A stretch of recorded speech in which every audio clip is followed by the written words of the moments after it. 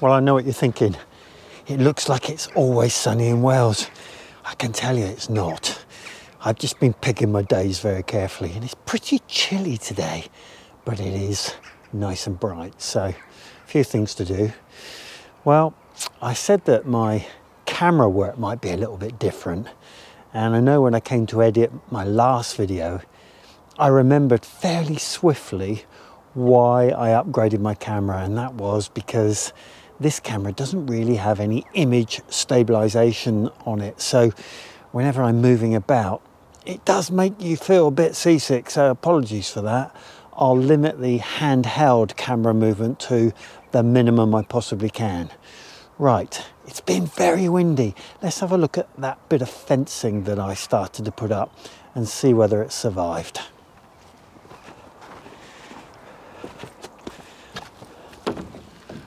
So to be honest, I'm pretty impressed. It didn't blow over at all. So I've brought my tools with me today, and I'm thinking that I might secure that, get it nice and level, and see if we can give it a sort of permanent end, and that will stay like that then until I start working through this area and make any modifications then if I can.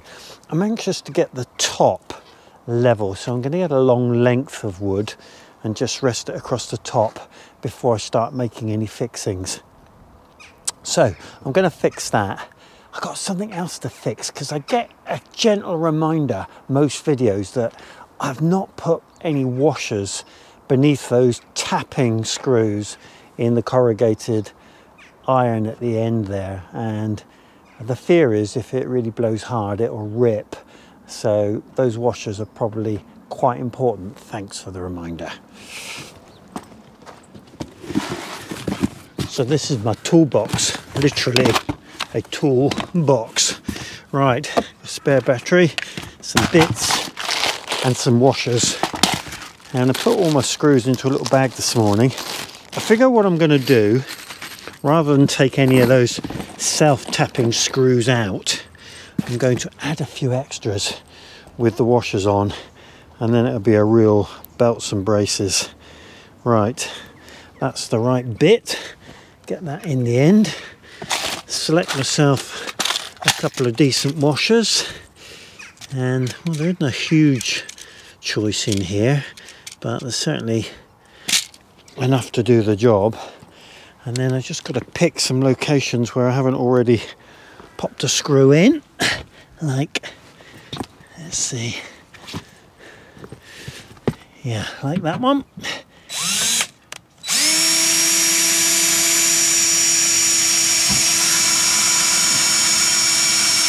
There we are, self-tapping screw and washer. I'll get a few more done. Right, let's just see if we can get a reasonably straight finish to the top of this barrier. Bit fiddly, but seems okay actually. Yeah. So I need to just raise this corner fraction and things are in the right place. So I get that piece of wood away and just see what needs to be done here. Right, okay, and I've got some pieces of wood that have fallen down.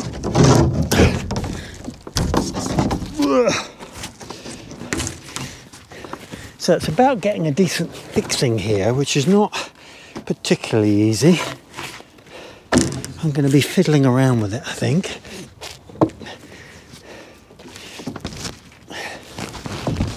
And there's barbed wire behind here, which makes life particularly difficult. It does help that I've got long arms. I'm trapped, completely trapped. I bet you're all having a severe giggle now. I'm out. Don't get stuck. Right, there's a couple more bits of wood down there. I'll hook those out.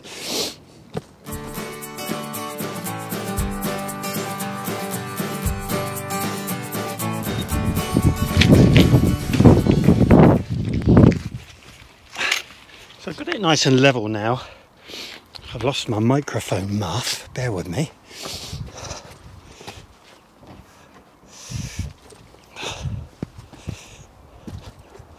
Right, get this back on. I'll cut the noise out. Right, there we go. So I got it nice and level, but pretty much like the comment made about washers up on the corrugated iron there, I need to do exactly the same here because it's going to rip out otherwise. So these screws are a little bit more substantial than those self-tapping screws. I've pushed down some wood into the ground fairly deep down behind this.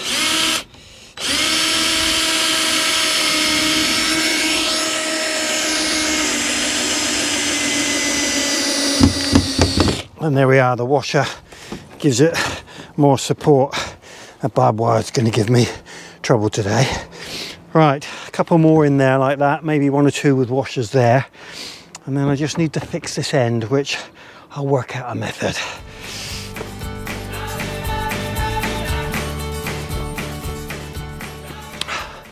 Well, that's gone nicely. That's nice and sturdy. I'll need to put something in this end at some point. I mean, it's pretty rigid here, so it's not in any risk. But until I get this out, I can't really get in there to make a good finishing point for that panel. So that's a good job jobbed. And this is going to have to come out when I flatten this area. And I'm still in two minds as to whether to take out that other piece of corrugated sheet there. It's certainly acting as a barrier, but whether it will get in my way or not, I don't know. Until I sort of spend time working out quite how I'm going to lay things out here, I'm just going to leave that as an option. I've got one more piece of this left. I'm just going to offer it up to that area, see what it looks like. Do you know, that went in so well, I can't resist. It's just closed off the area nicely, and it's quite an easy fixing here. I say that, we'll see how it turns out. But I'm just going to pop a screw in and see what I can do.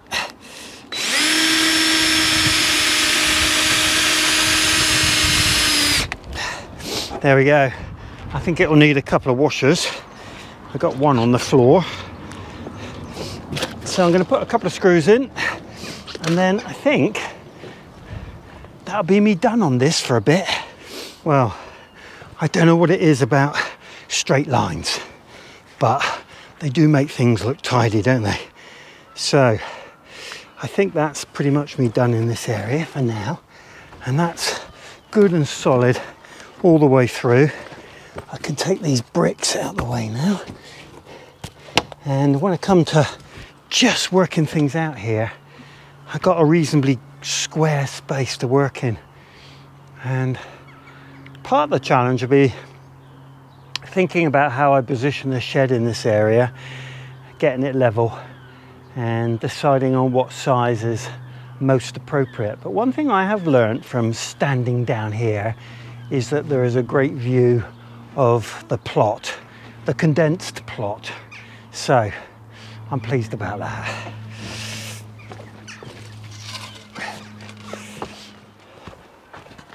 This broccoli's been a real roller coaster, really. First of all, when I planted it, I thought it was, well, you know, normal green heading broccoli, and it took quite a while to grow, but it was always really good looking green leaves, which I was always very impressed with, and waited with bated breath for my broccoli to grow. And then for a long time I was puzzled. I didn't really know what it was.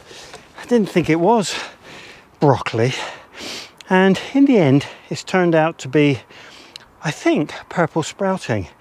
And there's some absolutely wonderful heads on it now, which is a bit early for purple sprouting broccoli, but then I did plant it incredibly early and really out of season. I'm going to be careful what I cut here because there's lots of side shoots which will come on, but let me show you this. It's distinctly purple sprouting and it's delicious, and I've got plenty of it, so I can see this is going to keep me going well through the months of the winter until my other plants in the other couple of beds are ready. Right, any more for any more.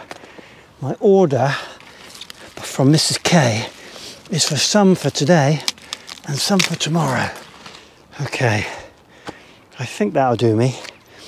We're getting showers of rain now, so I need to move on fairly swiftly to do the last couple of bits I want to get done.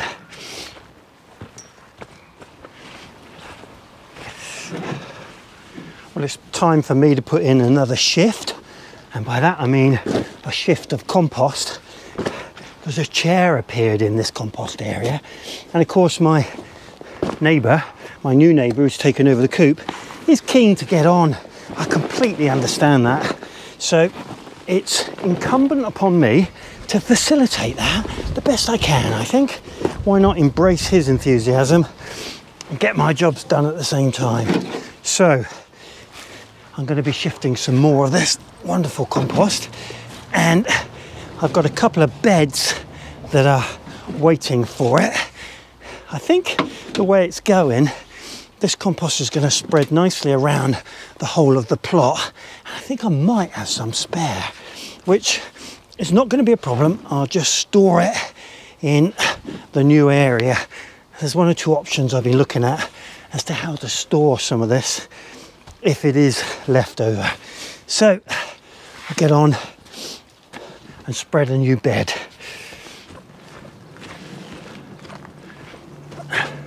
So the bed directly below the camera is my bed of the day. First time shifting compost along my patio area. Makes it very easy indeed. And down onto here. I guess this will take, I don't know, 3, maybe 4 barrows, and then we can even it out. Right, 3 more.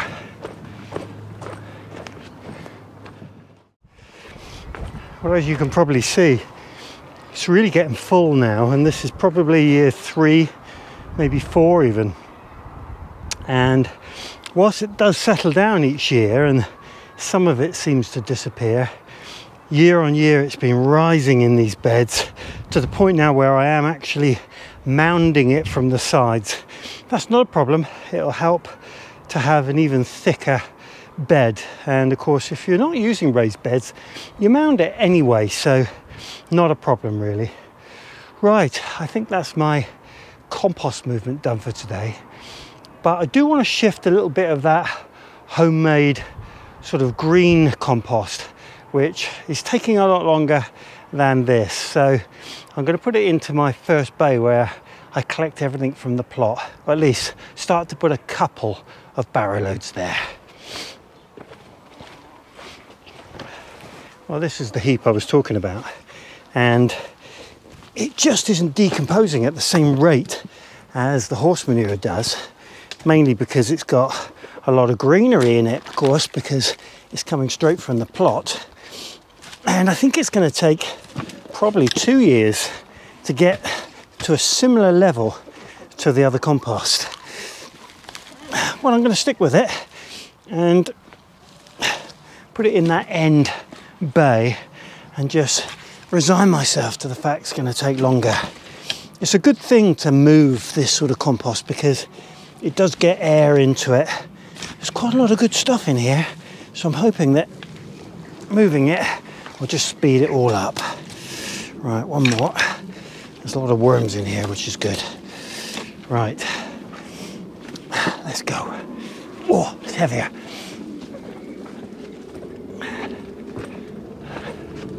Well, the sun's gone. The clouds are building around me.